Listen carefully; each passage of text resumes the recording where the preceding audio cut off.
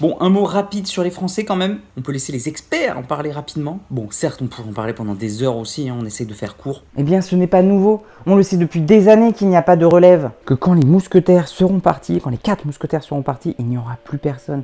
Et on y arrive. Trouver une phrase qui résume bien catastrophe prévue. Moi, je te trouve hyper négatif quand même. Moi, je préfère toujours voir le côté positif des choses. On a quand même gagné en double. Et en plus, on avait 4 joueurs en demi-finale du tournoi junior. Bah, c'est pas rien quand même, c'est monstrueux. Elle est là la relève. Et même si Oudé n'a pas gagné, il reste un très bon joueur quand même. Moi, je trouve qu'on est trop focalisé sur le simple.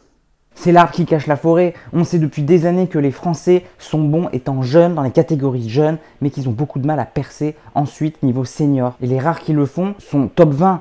Ils sont jamais vainqueurs de Grand Chelem. Comment peut-on l'expliquer? On ne travaille pas le mental justement pour performer. On travaille la technique, donc on est bon au début, on gagne. Mais après, une fois que la difficulté arrive, eh ben, du coup, on abandonne. Et c'était le plan de la FFT. Et pour la première fois, il y a un pôle mental à la FFT. Le miracle est arrivé. C'est la vidéo qui donne de l'espoir. Il était temps, quand je lis les commentaires de Gilles Simon dans son livre sur la FFT, je tombe des nues. Vraiment, c'est pas possible. Le problème, c'est que si on fait les choses correctement maintenant, ce que j'espère, ce qui n'est pas sûr, on aura un champion d'ici 20 ans. Il va falloir attendre que l'arbre pousse. On a planté les graines et maintenant, il va falloir s'armer de patience. Donc, on a une longue disette qui nous attend devant nous. En tant que coach, j'ai été formé au DE par la FFT. J'ai une vision encore différente. Je devrais vendre ma paroisse et dire que c'est le coach, le formateur qui est au cœur du processus, que c'est grâce à lui qu'un joueur devient champion. Et donc, c'est aux structures mises en place. Mais je ne suis pas de cet avis. Pour moi, le champion, c'est une individualité. Ce n'est pas une fédé. Ce n'est pas à la fédé de dire on va former 10 champions, 10 vainqueurs de Grand Chelem. Les champions actuels, c'est qui? C'est Federer, Djokovic, Nadal. 3 pays complètement différents, 3 individualités différentes.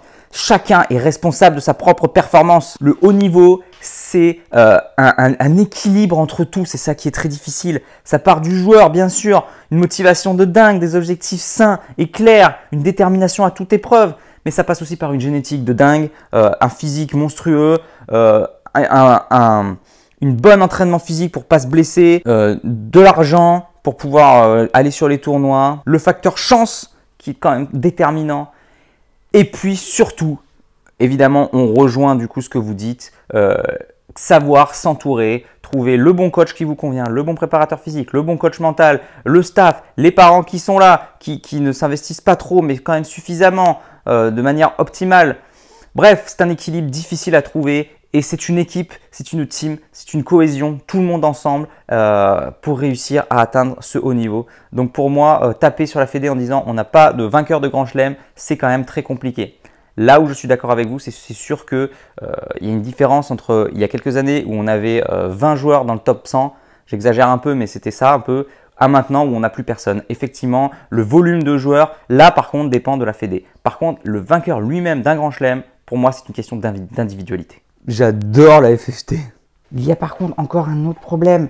La FFT veut s'accorder toute la gloire. Donc en caricaturant, qu'est-ce qui se passe? Un jeune joue bien, du coup la FFT l'enlève de son club, l'enlève de son coach, l'enlève de ses parents et on le met en internat, loin de chez lui, avec tous les autres champions. Ça peut marcher pour certains, l'environnement de champion, l'entraînement intensif, mais ça ne marche pas pour tout le monde. Beaucoup ne supportent pas cet éloignement social et de la famille. On ne parle pas non plus de la charge de travail. Beaucoup de joueurs se blessent, ils ne sont pas habitués. Et il y a aussi toutes les critiques sur les académies individuelles. En fait, c'est un peu la guéguerre entre la FFT et les autres académies, alors que on devrait tous s'entraider pour monter le champion français. C'est un peu absurde.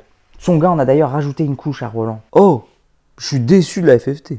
C'est la FFT, on s'est rendu compte qu'on était trop sur la technique et trop sur le niveau de jeu des jeunes. On voulait tout de suite que les jeunes soient super forts et qu'on gagne des tournois dès 8, 9, 10 ans. Du coup, on s'est retrouvé avec plein de jeunes qui gagnaient les compétitions jeunes.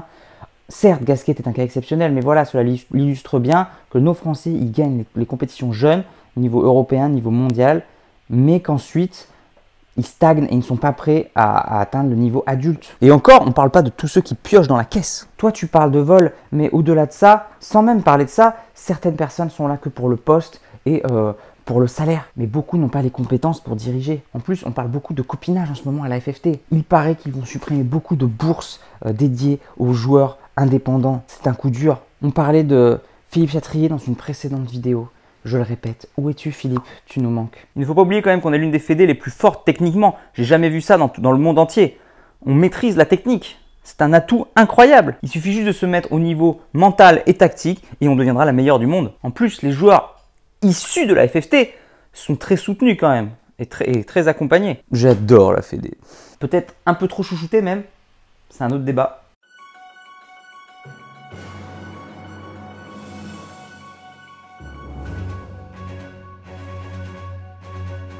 Bref, je remercie mes experts.